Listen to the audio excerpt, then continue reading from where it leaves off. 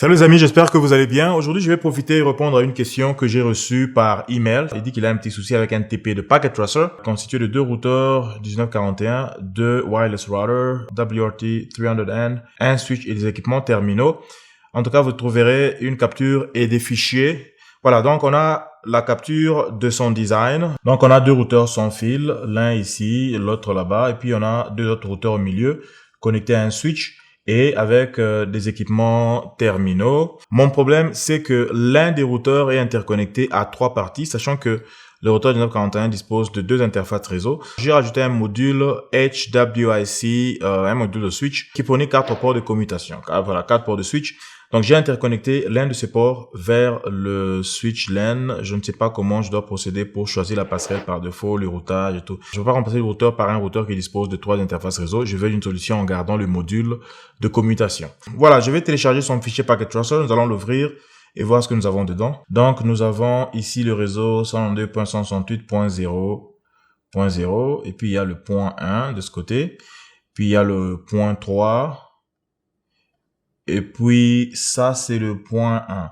Donc, il veut pratiquement que ces équipements qui sont là soient exactement dans le même réseau que les deux routeurs ici. Donc, ces interfaces ici sont dans le même réseau que ces équipements qui sont là. Et déjà, moi, je me dis, si c'est le cas, si c'est ça la solution, en fait, si c'est ça le souhait, pourquoi ne pas mettre ce switch quelque part ici au milieu? Comme ça, tout le monde vient s'attacher au switch. Ça sera plus simple et on n'a pas besoin de mettre le module switch sur le routeur. Ce switch pouvait bien se placer là. Comme ça, ça se connecte. En fait, ça connecte tous les éléments de ce réseau ici ensemble. Et nous n'aurons aucun problème. Mais sinon, bon, voyons voir d'abord avec le schéma qu'il a fait. Mais je doute fort que je sois capable de faire du routage à l'élément de switch qu'il a ajouté. Voyons voir. Lorsque j'ouvre ceci par exemple, vous allez remarquer que l'élément dont il parle est là.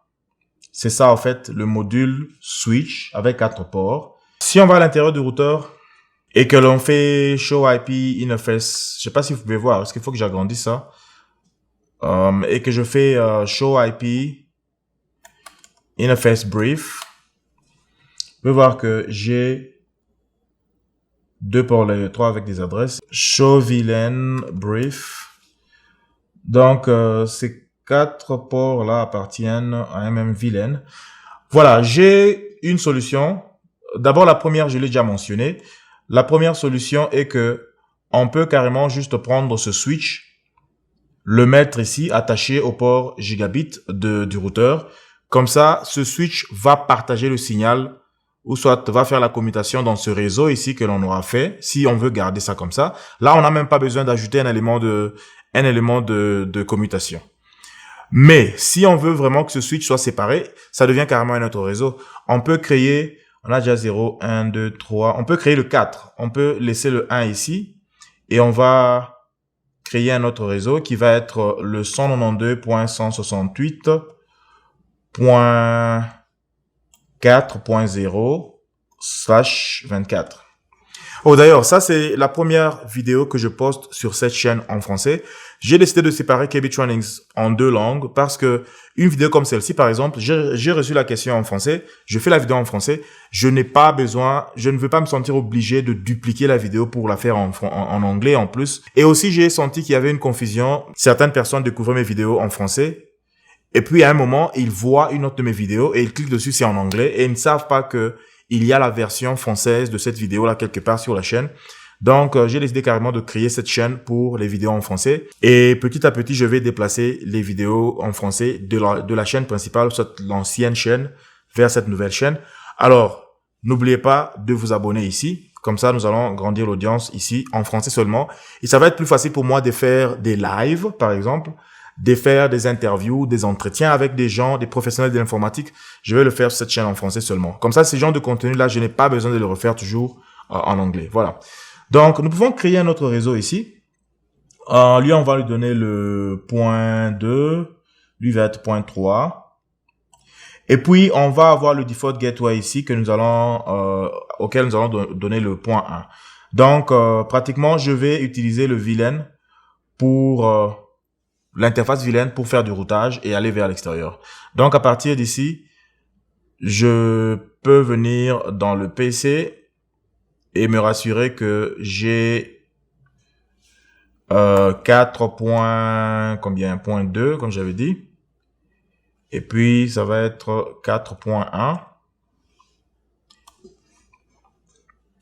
Voilà. Et ici, je vais me rassurer que j'ai 4.3.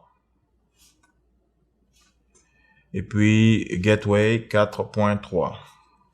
4.1 plutôt. Voilà. Et au niveau du routeur, ce que nous allons faire est que nous allons créer l'interface vilaine 1. Puis nous allons donner l'adresse IP de 192.168.4.1/24. Puis nous allons faire nos chats. Déjà en faisant ça, les ordinateurs que nous avons de l'autre côté doivent être capables de pinguer le point 1 et de se pinguer entre eux. Donc je peux pinguer d'abord le 192.168.4.2 pour pinguer le voisin. Je le ping sans problème. Et je peux aussi pinguer le point 1 qui est notre passerelle par défaut. Voilà. Déjà, nous avons la connectivité. Attendez, je vous montre avec mon stylo. Nous avons la connectivité seulement pour ce petit réseau lui-même.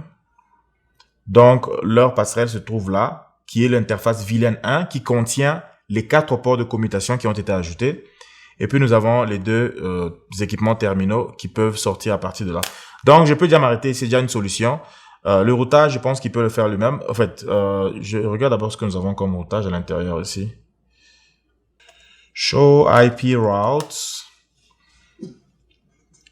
Nous avons statique. OK. OK. Connected.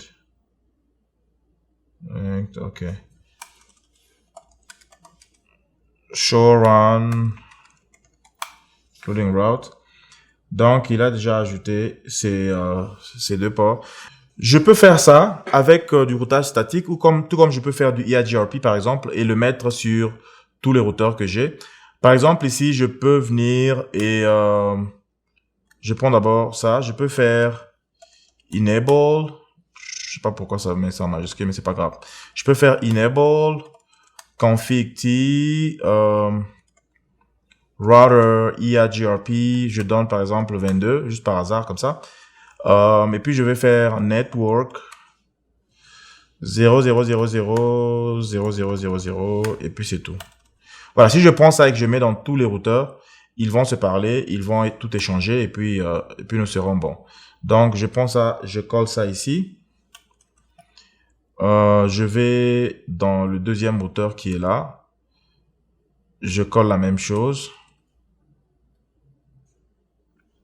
Voilà, il est déjà voisin avec l'autre. Je vais dans celui-ci. Celui-ci, il a juste le GUI.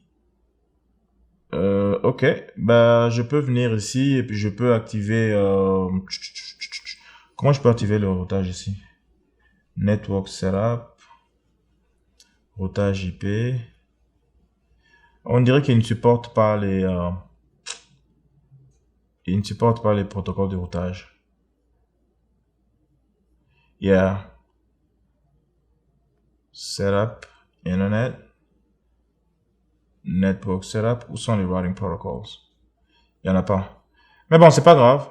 Voilà. Eux, d'ailleurs, ils n'ont pas besoin de ça parce qu'ils vont envoyer tout leur trafic ici. Alors, je pense qu'à partir de cet ordinateur, avec la configuration que je viens de faire, en fait, je veux dire que lui, il ne connaît que le default gateway. L'autre aussi ne connaît que le default gateway, soit la passerelle par défaut qui va là-bas. Donc, à partir de ce laptop ou de cet ordinateur, je peux pinguer le 0.1 qui se trouve ici.